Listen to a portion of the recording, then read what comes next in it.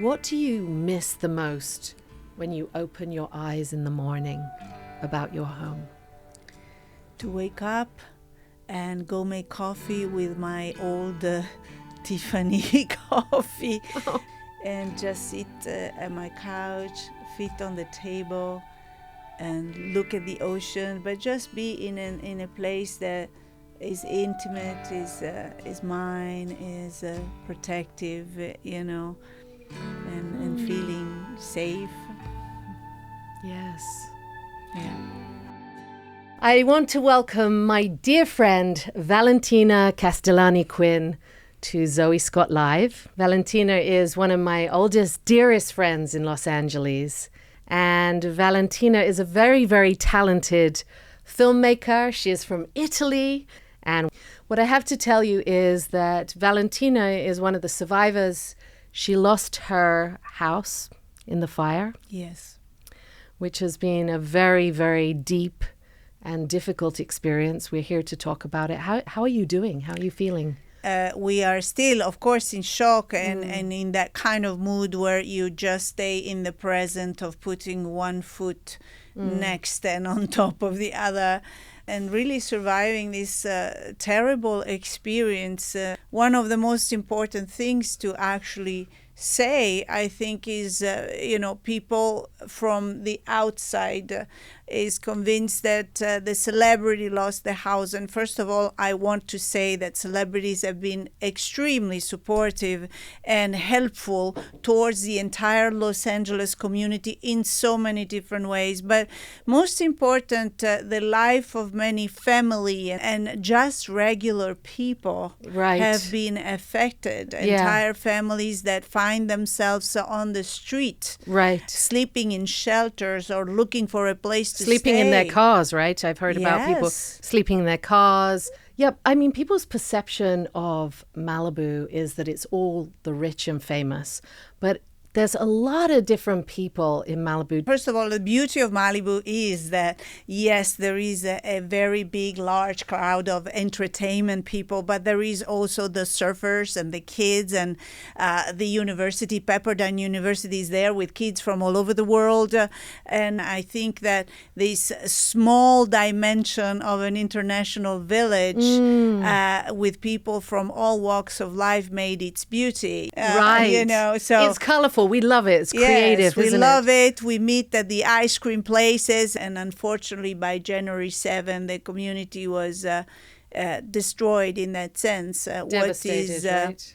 We have a picture right here of your building.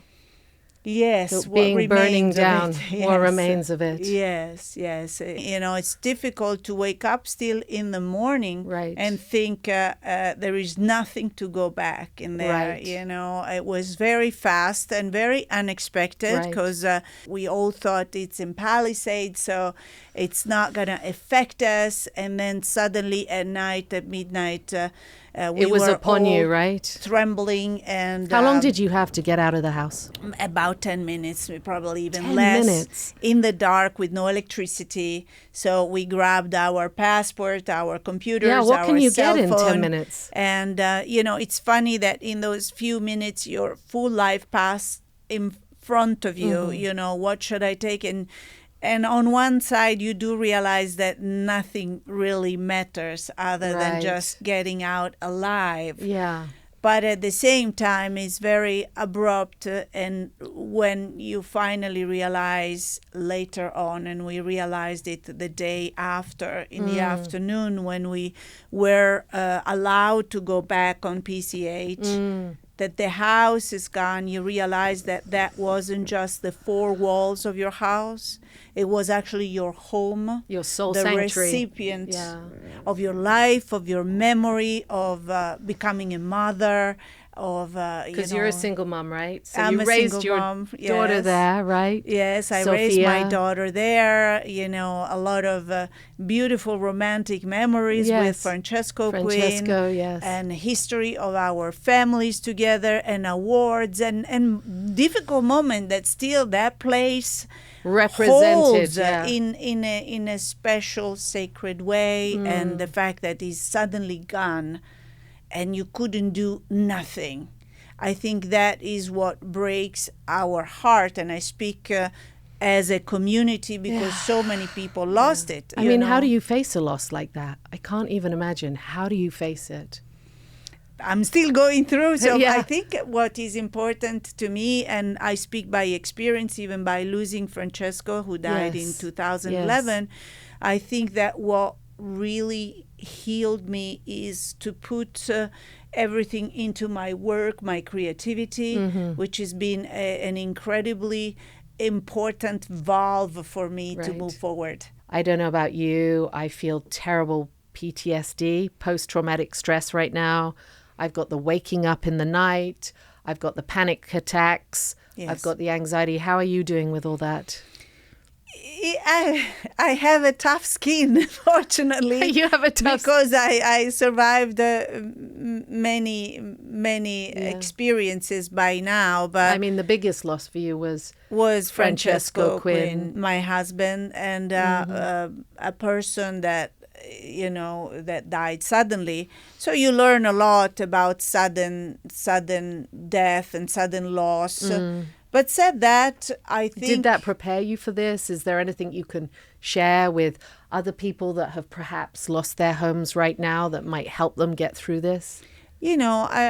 Difficult to be a teacher, but better to be a friend. I think there is nobody that can teach us how to go through loss. I don't think so. I mean, people write books and songs and poems, but in the end, it's a very personal, intimate experience. But I think what is important is to have love prevail. I have so many beautiful memories of your home. Yes. Beautiful memories. Yes. Hola, tarot card reading. And, my home has been always the center, the nest for so many artists. My dinners, I love to cook for my friends. Candles. Of course, Italian dinners always the best. Tough times, sleeping on your sofa. Candles, tarots, parties, God. Romance, everything went through it. So, such a hub, right? Yes. Such a hub. How many years did you live in your home for? I was there for 21 years. 21 years. That's about when we met. Yes. 21 years ago. I know you had pieces of Anthony Quinn's paintings. Did you get them out? I got them out. Yes. You got them out. I got them out. Meno male, as we say in Italian. I got them out. Those and other stuff didn't make it. What is the thing you regret most leaving behind? Oh, that's a tough one. I had love letters. From Francesco. I had pictures of kids, of our kids. I had awards that cost me incredible sacrifice. One of them was the U.S. Congress Award that I got for my documentary, One Rock, Three Religions. I had little things that seems nothing, but they mean something to you. They built what is called Valentina through the years, so and they pop up in my head, and then I have to just stay. It's not important. It's gonna come back. It's still inside of us. So right. We are in the process of creating that inside of us stronger, right? Yes. So what part of the city are you living in right now? Do you feel like moving back to Malibu, or would it have bitter and difficult memories?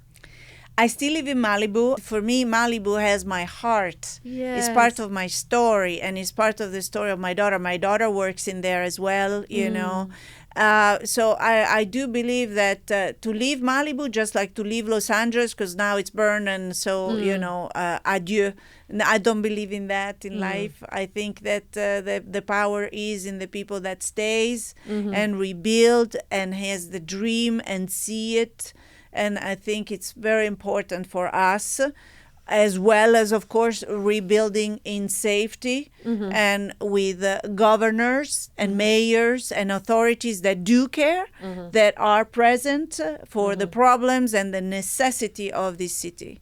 the biggest loss is that sense of security and that the community had, because we found ourselves extremely vulnerable. And I want to say something about, because many people say, well, it's climate change, we're all victims. To blame it on climate change is a very romantic idea, and unfortunately, I think that there is many more responsibility that the government and the authority must take. Right. You For feel us some citizen. anger, do you, towards... We all feel frustration and anger and all of the above. Right. I think, we felt all very betrayed. It's a dream to come to California, not just because it's a beautiful place, but because it's a very tough place to make it. Right. The taxes are extremely high just to live, and also to have a business in here, and then to actually make it. And we've had it ripped away, right? Ripped away with some authorities. I don't need to say the names, but we all know with, that almost laugh at us with excuses of climate change, which certainly is there. It's been always there. The Romans, us in the Mediterranean, we have cities under the oceans that was, that was climate change too. The Earth is an alive system. But what do we do to actually protect our citizen, our cities, and our lives? I mean, I can really relate to that. I didn't lose a home, but I do feel incredibly traumatized. Yes. I wake up at 4 a.m. and I just feel this darkness, this grief descending on me. And I've never felt grief like this before. LA has always been this place of dreams. Malibu has always been this safe space. I grew up in a home that was sometimes very tumultuous. My father was an alcoholic. Yes. So I always identified Malibu as this lovely, safe space. And we've grown up together in this lovely, safe space. So it's terrifying. I'm very, very sad. And right now, the heart of Malibu is a little, no one's shopping, no one's going to the restaurants. So it's very worrying for all the businesses there, you know. In this moment, there is such need of light, of love, of unity, of arts, of creativity coming through the ashes of all of this mess. And I think those are the things that will help us. We are very vulnerable right now. We are very vulnerable. We are heart open, vulnerable. I mean, to lose your home. Yes. Have you found somewhere to live? I found it, and I found it through a friend, because that's the system, the community. Your friends are the ones that will carry you through, right? In any experience. Unfortunately, there is such terrible speculation, and so you mean taking advantage of people needing homes so desperately? What are you saying? Are they raising? There are 72,000 people currently in Los Angeles looking for a home that lost their places. So, of course, the rentals are skyrocketing. And you've experienced landlords asking you 6 months in advance, cash, spooky deals that, of course, you can bring to the law. Shame on them. Yes. Preying on people being in need. This is a moment that calls for our highest ethics. Not for our lowest, for our highest ethics, for our highest humanity. So you found somewhere you feel comfortable. But we found a place to feel comfortable. And through this research, I've seen the good, the bad, and the ugly. And what do you do in a situation like this? I mean, do you pray? Are you someone who gets up and prays? We have to pray. Yeah. We must pray. We really have to pray. This is a moment that calls us for prayer. I'll tell you one thing, Zoe. I went back the first time to our house, what remained, which was a rubble of ashes. And that was it, and pieces of cement. And for my daughter was very important to go and search for something that was left of our life. So I said, okay, let's go and search. And first of all, they give you some suits, because you can't just go in jeans and boots, because it's extremely toxic, much more than Wow. one could think. Wow. Then we started to dig in the rebels, and the only thing that I found intact, as if untouched, is a porcelain cross. Wow. And I leave it to that. Wow. So the power of prayer, the power of light, I think it was very symbolic to me. Mm-hmm. Do you believe in angels? Yes. You do? I have my ones, definitely. Yes. Just like I believe in anybody else. angels. All the way Yes. through, I was praying to the angels. Yes. Save us, save us, save us. And of course, Right. all the way along through this, we're all finding little angels Yes. that help us. You've always been an angel in my life, Valentina. Ah, And I yes. know God is going to be good to you. Yes. I know somehow, I'm going to cry. I know somehow Yes. everything's going to come back to you. To I'm everybody. so sorry that this happened to you. Yes, to know? everybody. I think that there is a silver lining in here, and it's important for us to believe it, to Yeah. hope. You know, not to compare it because it was way more big, but I listened to an amazing documentary interview of this old man in Italy that survived the Holocaust. Mm-hmm. And he was in Auschwitz. And he said, you know, my shack and the people that were living in this shack inside the Auschwitz camp survived because every morning I would wake up and whistle a song.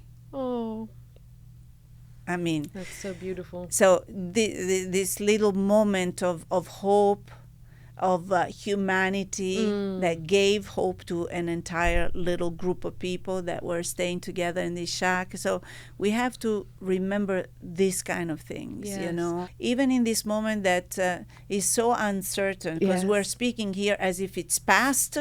No, But we're then in we it. go back and we're we're in it. I mean, Yeah. just today to go through to do this show, Yeah. Zoe and I were in the car and we were stopped by the army in the road because we couldn't pass through a certain way because they are still dealing with all the rebels and the toxic material, you know. So it's like a different world, a world that we have to still get used to and process inside.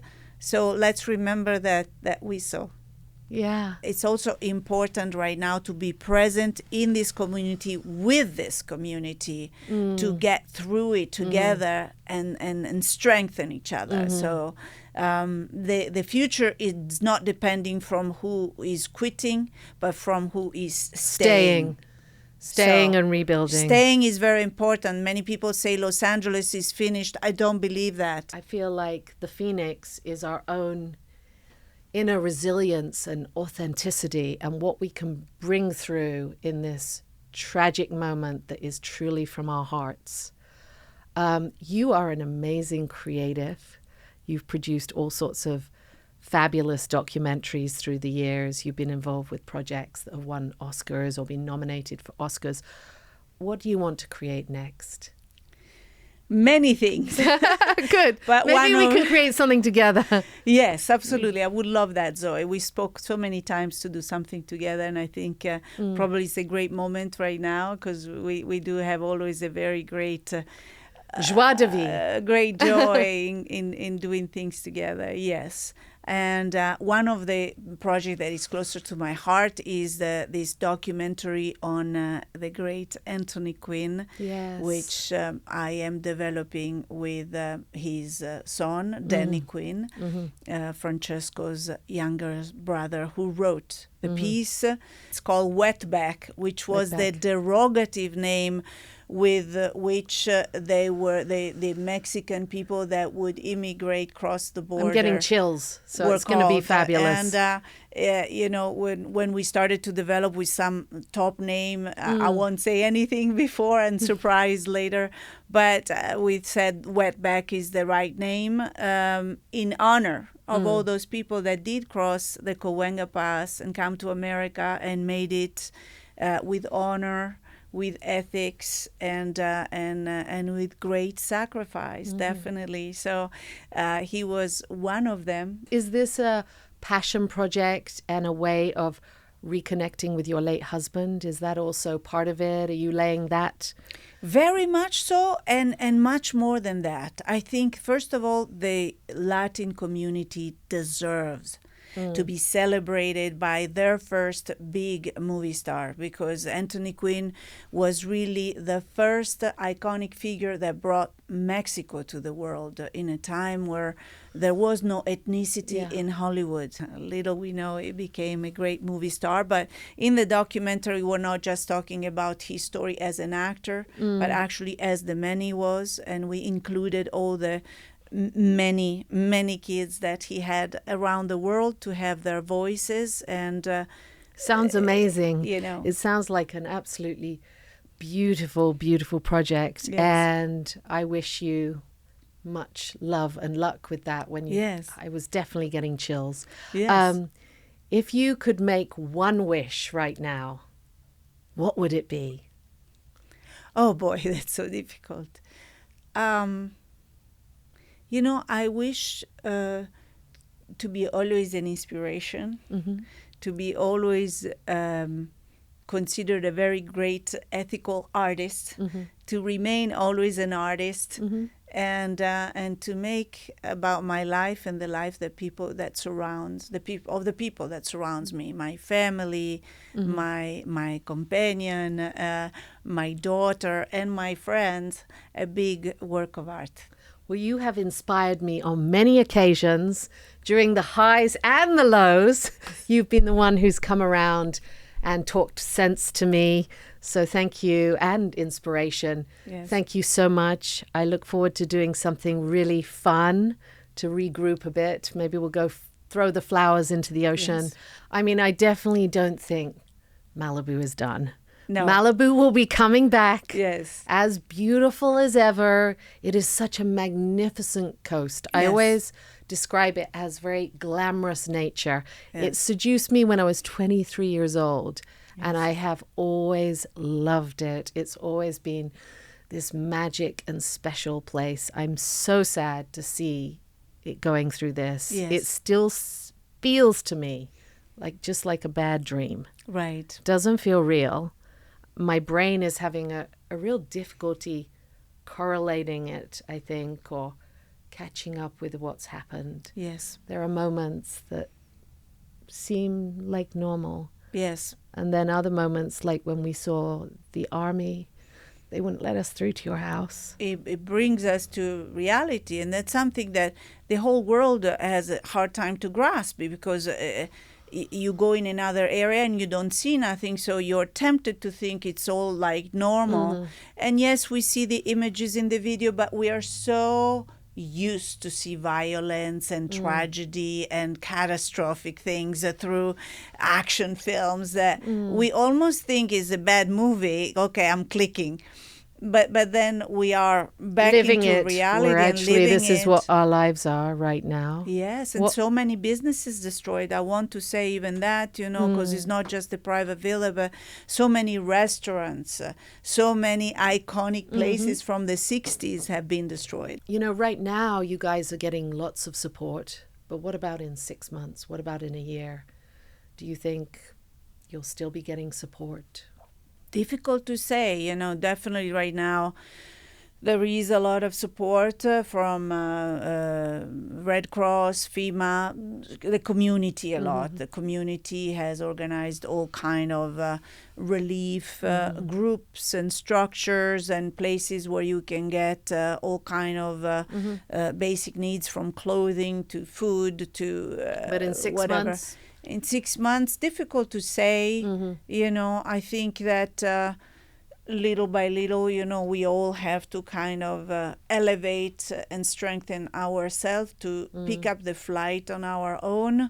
But it would be beautiful to see that the authority do carry us through in this very difficult year. And I'm talking for all community, not just Malibu, but Altadena, Pasadena, communities that are even more in need, perhaps, And I think there's a lot of need. I think there's a there lot is of a need lot of needs in Malibu, everywhere. everywhere. I mean, as we said, not everybody is millionaire in Malibu. Not at all. A lot of, single moms, single dads, I teachers, met, kids and students in pieces, in tears, that moved in California, in Malibu, with a dream of surfing and studying there, and they got everything burned, including the car. In many cases, even the car, which is a basic need, especially in Los Angeles. And as I said, people think it's this land of the rich, but I'm seeing a lot of friends scrabbling to pull it all back together. Yes. And there's also like a knock-on effect.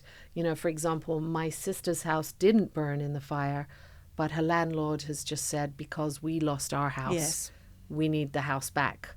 Many after are 25 the years, yes. So it's a kind of a domino effect we're dealing with right now. We are all in need. And let's remember that we are all reduced to be just human at this level. Reduced to the ashes. I feel reduced to the ashes right now. Yes.